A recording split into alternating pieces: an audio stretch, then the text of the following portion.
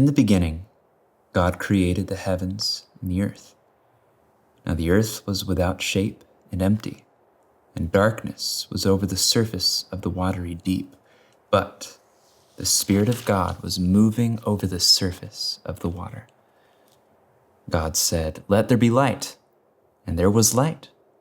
God saw that the light was good, so God separated the light from the darkness.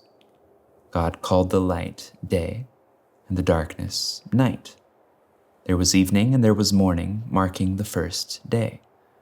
God said, "Let there be an expanse in the midst of the waters, and let it separate water from water."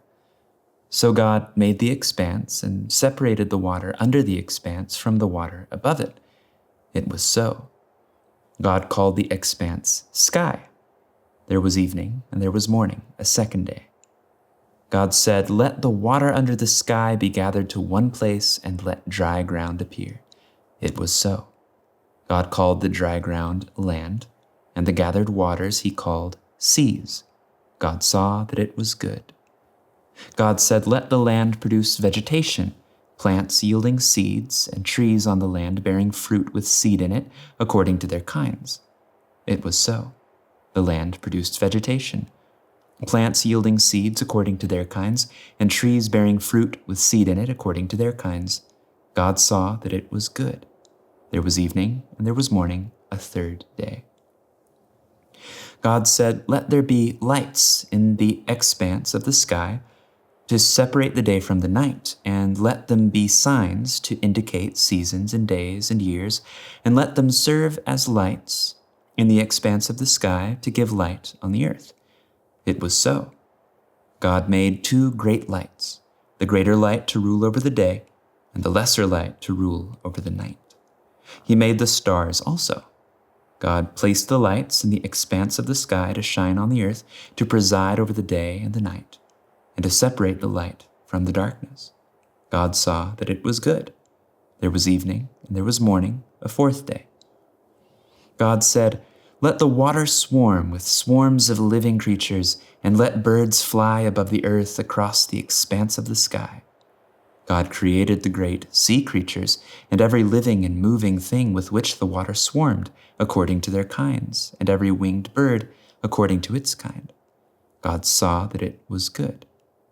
God blessed them and said, "Be fruitful and multiply, and fill the water in the seas, and let the birds multiply on the earth." There was evening and there was morning, a fifth day. God said, "Let the land produce living creatures according to their kinds, cattle, creeping things, and wild animals, each according to its kind." It was so. God made the wild animals according to their kinds, the cattle according to their kinds, and all the creatures that creep along the ground according to their kinds. God saw that it was good.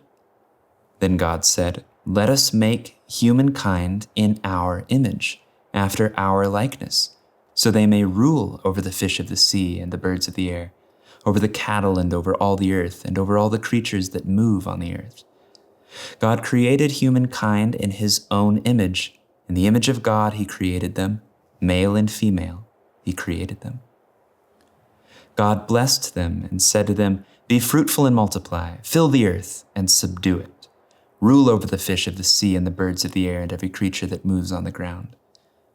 Then God said, "I now give you every seed-bearing plant on the face of the entire earth, and every tree that has fruit with seed in it.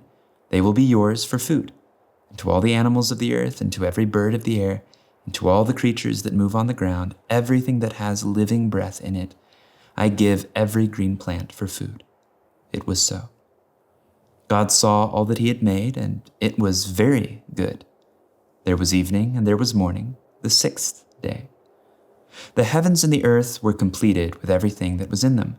By the seventh day, God finished the work that he had been doing, and he ceased on the seventh day all the work that he had been doing. God blessed the seventh day and made it holy, because on it he ceased all the work that he had been doing in creation. This is the account of the heavens and the earth when they were created, when Yahweh, God, made the earth and heavens. Now, no shrub of the field had yet grown on the earth, and no plant of the field had yet sprouted, For Yahweh God had not caused it to rain on the earth, and there was no man to cultivate the ground. Springs would well up from the earth and water the whole surface of the ground. Yahweh God formed the man from the soil of the ground and breathed into his nostrils the breath of life, and the man became a living being. Yahweh God planted an orchard in the east in Eden, and there he placed the man he had formed. Yahweh God made all kinds of trees grow from the soil, every tree that was pleasing to look at and good for food. Now the tree of life and the tree of the knowledge of good and evil were in the middle of the orchard. Now a river flows from Eden to water the orchard, and from there it divides into 4 head streams. The name of the first is Pishon. It runs through the entire land of Havilah, where there is gold. The gold of that land is pure. Pearls and lapis lazuli are also there. The name of the second river is Gihon. It runs through the entire land of Cush. The name of the third river is Tigris. It runs along the east side of Assyria. The fourth river is the Euphrates. Yahweh God took the man and placed him in the orchard in Eden to care for it and to maintain it. Then Yahweh God commanded the man, "You may freely eat fruit from every tree of the orchard, but you must not eat from the tree of the knowledge of good and evil, for when you eat from it, you will surely die." Yahweh God said, "It is not good for the man to be alone. I will make a companion for him who corresponds to him." Yahweh God formed out of the ground every living animal of the field and every bird of the air. He brought them to the man to see what he would name them. Whatever the man called each living creature, that was its name. So the man named all the animals, the birds of the air, and the living creatures of the field, but for Adam, no companion who corresponded to him was found. So Yahweh God caused the man to fall into a deep sleep, and while he was asleep, he took part of the man's side and closed up the place with flesh. Then Yahweh God made a woman from the part he had taken out of the man, and he brought her to the man. Then the man said, "This one at last is bone of my bones and flesh of my flesh. This one will be called woman, for she was taken out of man." That is why a man leaves his father and mother and unites with his wife, and they become one family. The man and his wife were both naked, but they were not ashamed. Now the serpent was shrewder than any of the wild animals that Yahweh God had made. He said to the woman, "Is it really true that God said, 'You must not eat from any tree of the orchard'?"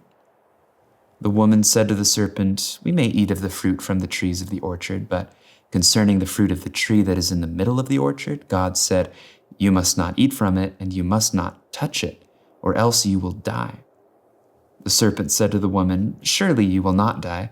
For God knows that when you eat from it, your eyes will open, and you will be like God, knowing good and evil." When the woman saw that the tree produced fruit that was good for food, was attractive to the eye, and was desirable for making one wise, she took some of its fruit and ate it. She also gave some of it to her husband who was with her, and he ate it. Then the eyes of both of them opened, and they knew they were naked. So they sewed fig leaves together and made coverings for themselves. Then the man and his wife heard the sound of Yahweh God moving about in the orchard at the breezy time of the day, and they hid from Yahweh God among the trees of the orchard. But Yahweh God called to the man and said to him, "Where are you?" The man replied, "I heard you moving about in the orchard, and I was afraid because I was naked, so I hid." And Yahweh God said, "Who told you that you were naked? Did you eat from the tree that I commanded you not to eat from?" The man said, "The woman whom you gave me, she gave me some fruit from the tree, and I ate it." So Yahweh God said to the woman, "What is this you have done?" And the woman replied, "The serpent tricked me, and I ate." Yahweh God said to the serpent, "Because you have done this, cursed are you above all the cattle and all the living creatures of the field. On your belly you will crawl, and dust you will eat all the days of your life. And I will put hostility between you and the woman, and between your offspring and her offspring, he will strike your head and you will strike his heel. To the woman, he said, I will greatly increase your labor pains. With pain you will give birth to children.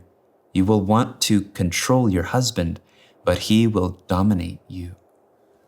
But to Adam, he said, because you obeyed your wife and ate from the tree about which I commanded you, you must not eat from it. The ground is cursed because of you. In painful toil you will eat of it all the days of your life. It will produce thorns and thistles for you, but you will eat the grain of the field. By the sweat of your brow you will eat food until you return to the ground, for out of it you were taken, for you are dust, and to dust you will return. The man named his wife Eve, because she was the mother of all the living. Yahweh God made garments from skin for Adam and his wife, and clothed them. And Yahweh God said, now that the man has become like one of us, knowing good and evil, he must not be allowed to stretch out his hand and take also from the tree of life and eat and live forever. So Yahweh God expelled him from the orchard in Eden to cultivate the ground from which he had been taken.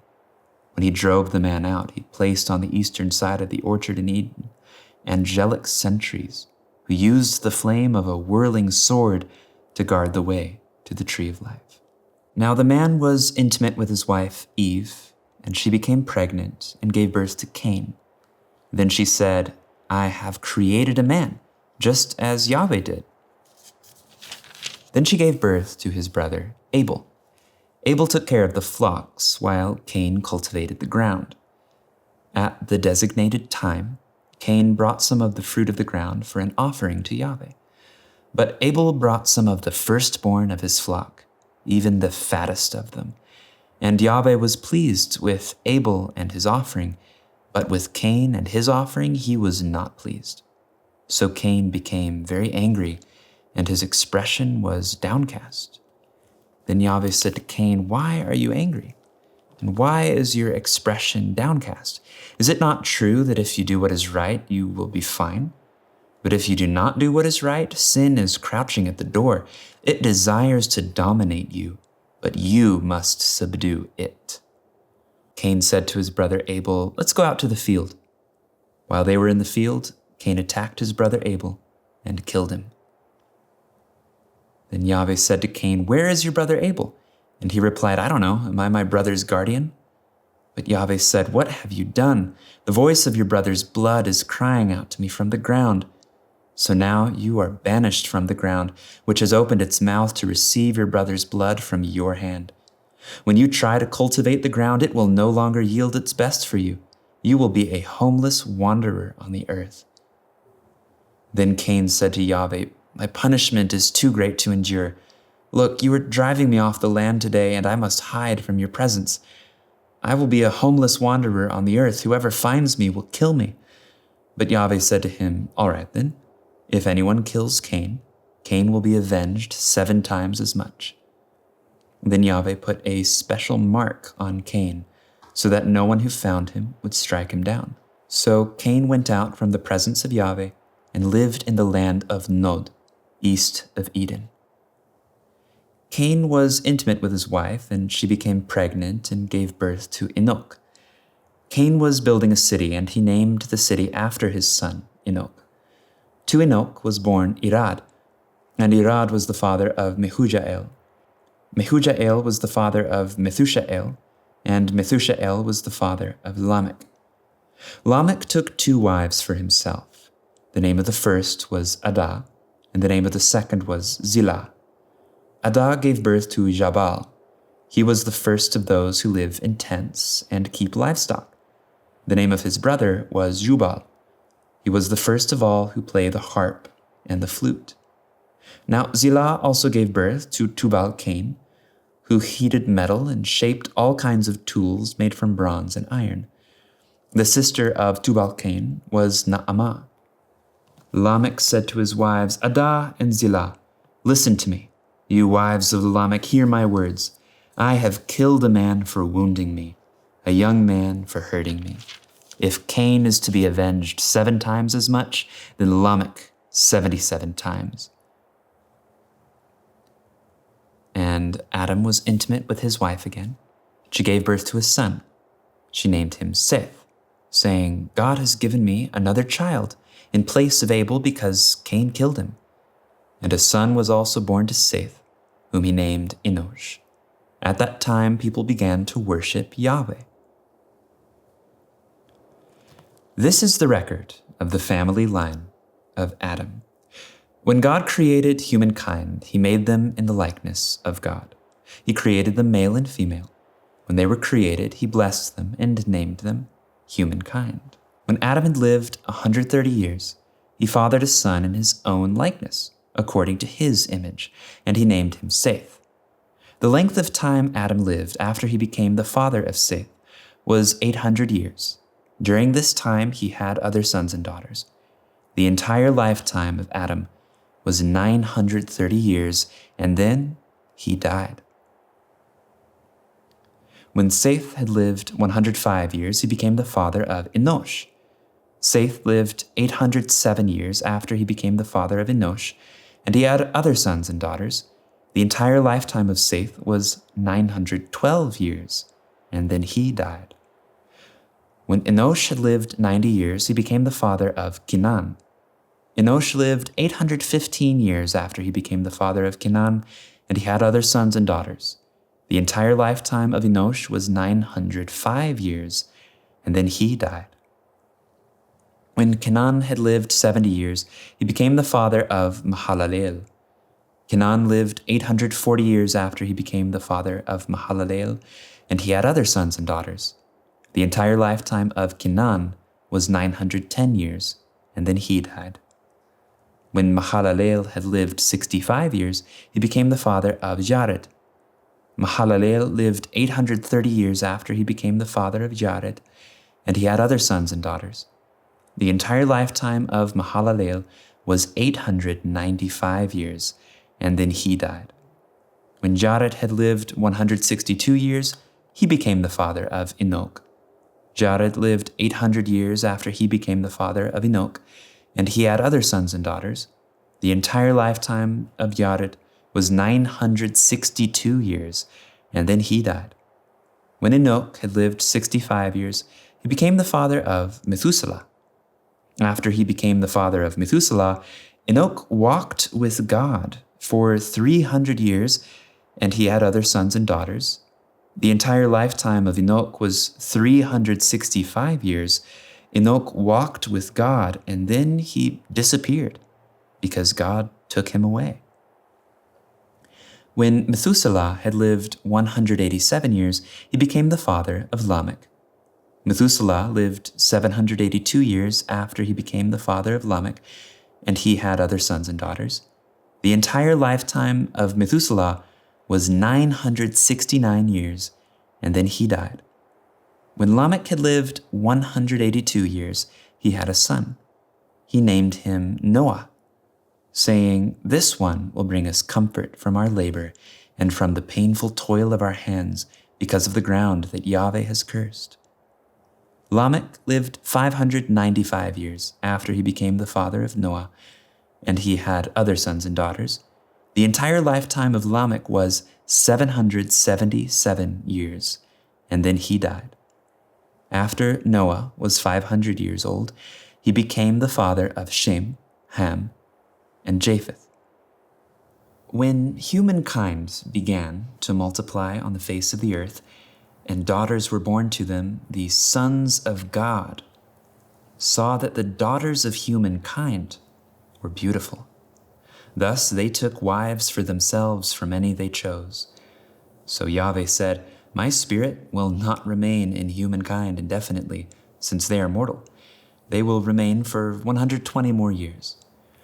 The Nephilim were on the earth in those days, and also after this, when the sons of God would sleep with the daughters of humankind, who gave birth to their children.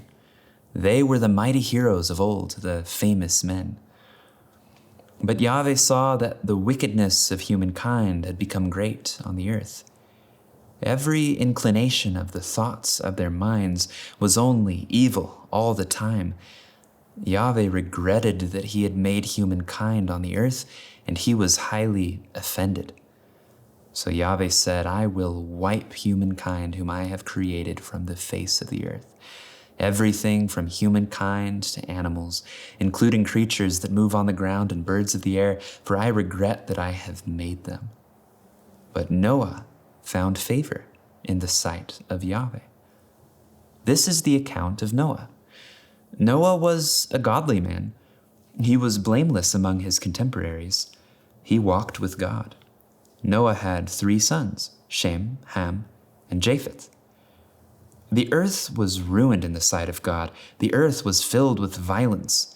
God saw the earth, and indeed it was ruined, for all living creatures on the earth were sinful. So God said to Noah, I have decided that all living creatures must die, for the earth is filled with violence because of them. Now I am about to destroy them in the earth. Make for yourself an ark of cypress wood. Make rooms in the ark and cover it with pitch inside and out. This is how you should make it. The ark is to be 450 feet long, 75 feet wide, and 45 feet high. Make a roof for the ark and finish it, leaving 18 inches from the top. Put a door in the side of the ark and make lower, middle, and upper decks. I am about to bring flood waters on the earth to destroy from under the sky all the living creatures that have the breath of life in them. Everything that is on the earth will die, but I will confirm my covenant with you. You will enter the ark, you, your sons, your wife, and your sons' wives with you. You must bring into the ark 2 of every kind of living creature from all flesh, male and female, to keep them alive with you. Of the birds after their kinds, and of the cattle after their kinds, and of every creeping thing of the ground after its kind, 2 of every kind will come to you, so you can keep them alive. And you must take for yourself every kind of food that is eaten, and gather it together. It will be food for you and for them. And Noah did all that God commanded him. He did indeed. Yahweh said to Noah, Come into the ark, you and all your household, for I consider you godly among this generation.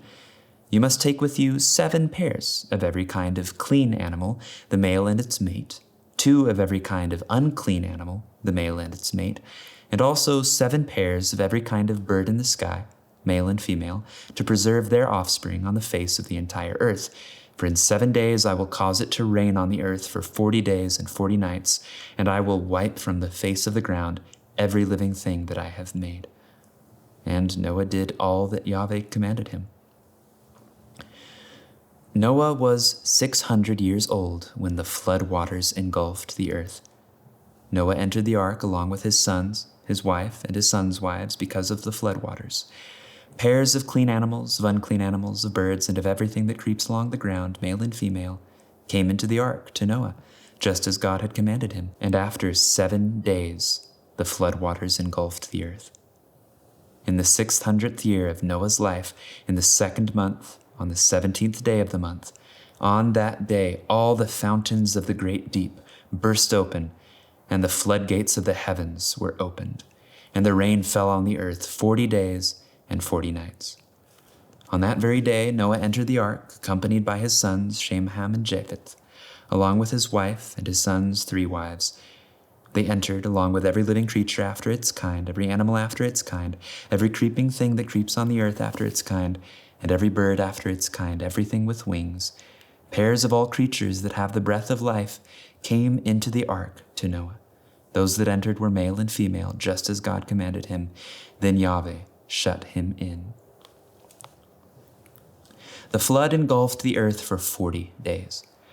As the waters increased, they lifted the ark and raised it above the earth. The waters completely overwhelmed the earth, and the ark floated on the surface of the waters.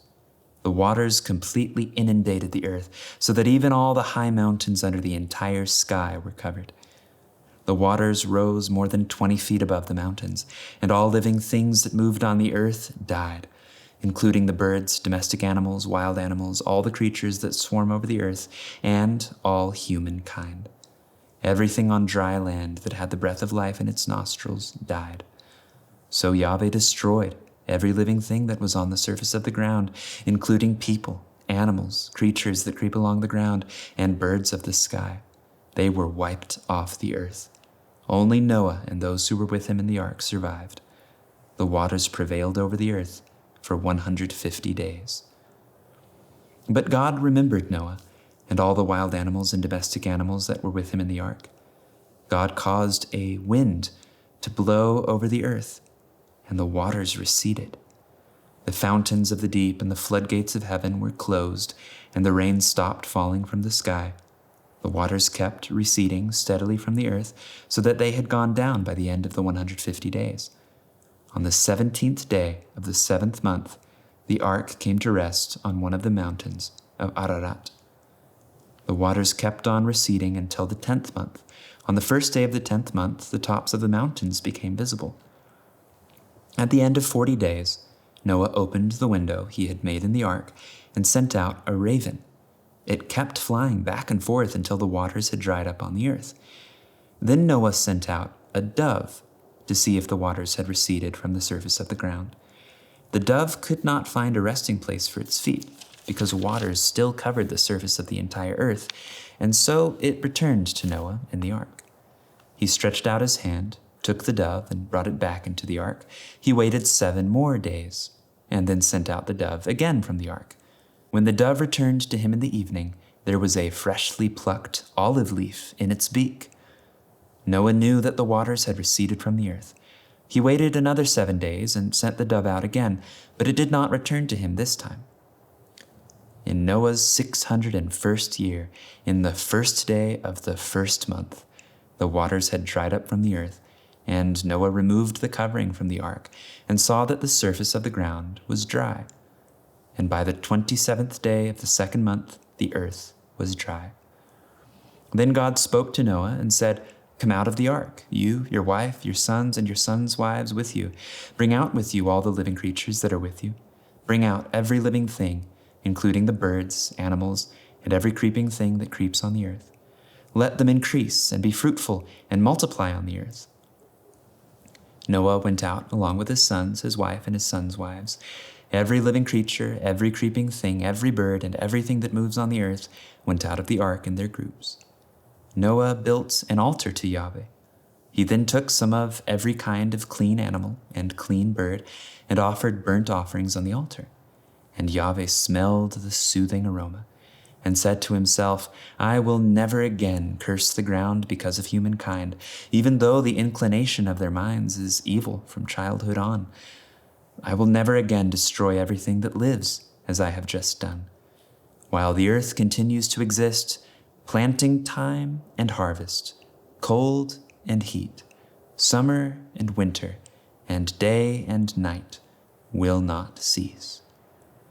Then God blessed Noah and his sons and said to them, "Be fruitful and multiply and fill the earth. Every living creature of the earth and every bird of the sky will be terrified of you. Everything that creeps on the ground and all the fish of the sea are under your authority. You may eat any moving thing that lives. As I gave you the green plants, I now give you everything. But you must not eat meat with its life, that is, its blood in it. For your lifeblood I will surely exact punishment. From every living creature I will exact punishment. From each person I will exact punishment for the life of the individual, since the man was his relative. Whoever sheds human blood, by other humans must his blood be shed. For in God's image God has made humankind. But as for you, be fruitful and multiply. Increase abundantly on the earth and multiply on it." God said to Noah and his sons, "Look, I now confirm my covenant with you and your descendants after you, and with every living creature that is with you, including the birds, the domestic animals, and every living creature of the earth with you. All those that came out of the ark with you, every living creature of the earth, I confirm my covenant with you. Never again will all living things be wiped out by the waters of a flood. Never again will a flood destroy the earth." And God said, "This is the guarantee of the covenant I am making with you and every living creature with you, a covenant for all subsequent generations. I will place my rainbow in the clouds, and it will become a guarantee of the covenant between me and the earth. Whenever I bring clouds over the earth and the rainbow appears in the clouds, then I will remember my covenant with you and with all living creatures of all kinds. Never again will the waters become a flood and destroy all living things. When the rainbow is in the clouds, I will notice it and remember the perpetual covenant between God and all living creatures of all kinds that are on the earth. So God said to Noah, "This is the guarantee of the covenant that I am confirming between me and all living things that are on the earth." The sons of Noah who came out of the ark were Shem, Ham, and Japheth. Now Ham was the father of Canaan. These were the three sons of Noah, and from them the whole earth was populated. Noah, a man of the soil, began to plant a vineyard. When he drank some of the wine, he got drunk and uncovered himself inside his tent. Ham, the father of Canaan, saw his father's nakedness and told his two brothers who were outside. Shem and Japheth took the garment and placed it on their shoulders. Then they walked in backwards and covered up their father's nakedness. Their faces were turned the other way, so they did not see their father's nakedness. When Noah awoke from his drunken stupor, he learned what his youngest son had done to him. So he said, "Cursed be Canaan. The lowest of slaves he will be to his brothers." He also said, "Worthy of praise is Yahweh, the God of Shem. May Canaan be the slave of Shem. May God enlarge Japheth's territory and numbers. May he live in the tents of Shem, and may Canaan be the slave of Japheth." After the flood, Noah lived 350 years. The entire lifetime of Noah was 950 years, and then he died. This is the account of Noah's sons, Shem, Ham, and Japheth. Sons were born to them after the flood. The sons of Japheth were Gomer, Magog, Madai, Javan, Tubal, Meshech, and Tiras. The sons of Gomer were Ashkenaz, Riphat, and Togarmah. The sons of Javan were Elisha, Tarshish, the Kittim, and the Duranim. From these the coastlands of the nations were separated into their lands, every one according to its language, according to their families, by their nations. The sons of Ham were Cush, Mitzrayim, Put, and Canaan. The sons of Cush were Siba, Havilah, Sabta, Rapma, and Sabteka. The sons of Ra'amah were Sheba and Dedan. Cush was the father of Nimrod. He began to be a valiant warrior on the earth. He was a mighty hunter before Yahweh. That is why it is said, like Nimrod, a mighty hunter before Yahweh. The primary regions of his kingdom were Babel, Erech, Akkad, and Calneh in the land of Shinar. From that land he went to Assyria, where he built Nineveh, Rehoboth-ir, Calah, and Resen, which is between Nineveh and the great city, Calah. Mitzrayim was the father of the Ludites, Anamites, Lehabites, Naphtuhites, Pathrusites, Casluhites, from whom the Philistines came, and Caphtorites. Canaan was the father of Sidon, his firstborn, Heth, the Jebusites, Amorites, Girgashites, Hivites, Archites, Sinites, Arvadites, Zemarites, and Hamathites. Eventually, the families of the Canaanites were scattered, and the borders of Canaan extended from Sidon all the way to Gerar as far as Gaza, and all the way to Sodom, Gomorrah, Admah, and Zeboyim as far as Lasha. These are the sons of Ham, according to their families, according to their languages, by their lands, and by their nations. And sons were also born to Shem, the older brother of Japheth, the father of all the sons of Eber. The sons of Shem were Elam, Ashur, Arphaxad, Lud, and Aram. The sons of Aram were Uz, Hul, Gether, and Mash. Arphaxad was the father of Shelah, and Shelah was the father of Eber. 2 sons were born to Eber. One was named Peleg, because in his days the earth was divided, and his brother's name was Joktan. Joktan was the father of Almodad, Shelef, Hazarmavet, Jerah, Hadoram, Uzal, Dikla, Obal, Abimael, Sheba, Ophir, Havilah, and Jobab. All these were sons of Joktan. Their dwelling place was from Mesha all the way to Sephar in the eastern hills. These are the sons of Shem, according to their families, according to their languages, by their lands, and according to their nations. These are the families of the sons of Noah, according to their genealogies, by their nations, and from these the nations spread over the earth after the flood. The whole earth had a common language and a common vocabulary. When the people moved eastward, they found a plain in Shinar and settled there. Then they said to one another, "Come, let's make bricks and bake them thoroughly." They had brick instead of stone and tar instead of mortar. Then they said, "Come, let's build ourselves a city and a tower with its top in the heavens, so that we may make a name for ourselves.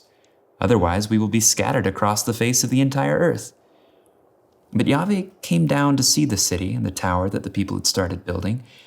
And Yahweh said, "If, as one people, all sharing a common language, they have begun to do this, then nothing they plan to do will be beyond them. Come, let's go down and confuse their language so they won't be able to understand each other." So Yahweh scattered them from there across the face of the entire earth, and they stopped building the city. That is why its name was called Babel, because there Yahweh confused the language of the entire world, and from there Yahweh scattered them across the face of the entire earth. This is the account of Shem. Shem was 100 years old when he became the father of Arphaxad 2 years after the flood. And after becoming the father of Arphaxad, Shem lived 500 years and had other sons and daughters. When Arphaxad had lived 35 years, he became the father of Shelah. And after he became the father of Shelah, Arphaxad lived 403 years and had other sons and daughters. When Shelah had lived 30 years, he became the father of Eber. And after he became the father of Eber, Shelah lived 403 years and had other sons and daughters. When Eber had lived 34 years, he became the father of Peleg. And after he became the father of Peleg, Eber lived 430 years and had other sons and daughters. When Peleg had lived 30 years, he became the father of Reu. And after he became the father of Reu, Peleg lived 209 years and had other sons and daughters. When Reu had lived 32 years, he became the father of Serug. And after he became the father of Serug, Reu lived 207 years and had other sons and daughters. When Serug had lived 30 years, he became the father of Nahor. And after he became the father of Nahor, Serug lived 200 years and had other sons and daughters. When Nahor had lived 29 years, he became the father of Terah. And after he became the father of Terah, Nahor lived 119 years and had other sons and daughters. When Terah had lived 70 years, he became the father of Abram, Nahor, and Haran. This is the account of Terah. Terah became the father of Abram, Nahor, and Haran became the father of Lot. Haran died in the land of his birth, in Ur of the Chaldeans, while his father Terah was still alive. And Abram and Nahor took wives for themselves. The name of Abram's wife was Sarai, and the name of Nahor's wife was Milcah. She was the daughter of Haran, who was the father of both Milcah and Iscah. But Sarai was barren. She had no children. Terah took his son Abram, his grandson Lot, the son of Haran, and his daughter-in-law Sarai, his son Abram's wife, and with them he set out from Ur of the Chaldeans to go to Canaan. When they came to Haran, they settled there. The lifetime of Terah was 205 years, and he died in Haran.